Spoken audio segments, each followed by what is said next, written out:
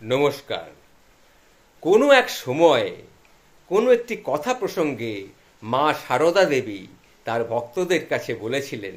কি বলেছিলেন সেটা একটু আপনাদের কাছে একটু তুলে ধরছি, একটু মন দিয়ে শুনবেন।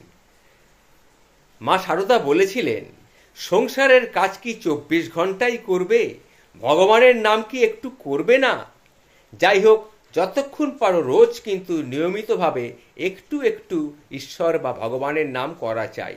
সেই 10 মিনিটই হোক কি 5 মিনিটই হোক, এমনকি 2-4 মিনিটই হোক, নিত্য নিয়মিত কিন্তু ভগবানের নাম তোমাকে করতেই হবে।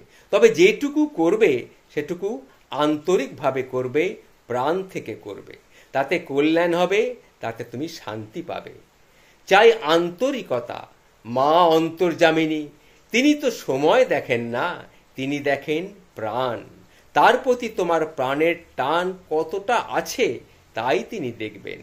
খুব প্রাণ ভরে প্রার্থনা করবে, তা যে অবস্থাতেই থাকো না কেন। মা তো দয়াময়, মা তোমাকে অবশ্যই দয়া করবেন। তোমার শ্রী পাদপদ্মে ভক্তি বিশ্বাস আছে কিনা সেটা তিনি ঠিক বুঝে নেবেন। ঠাকুর বলতেন, গৃহস্থের ডাক ভগবান বড় শোনেন। সংসারীরা একটু ডাকলেই তিনি কৃপা করেন, কারণ তিনি তো অন্তর্যামী। তিনি বেশ জানেন এদের ঘাড়ে কত বোঝা চাপানো রয়েছে। এটুকুইতেই সংসারীদের উপর তার দয়া হয়। আহা, এদের মাথায় 1000 মন বোঝা চাপানো রয়েছে। সেই বোঝা সরিয়ে তবু তো তারা একটু সময় হলো আমাকে ডাকছে, আমার কথা চিন্তা করছে।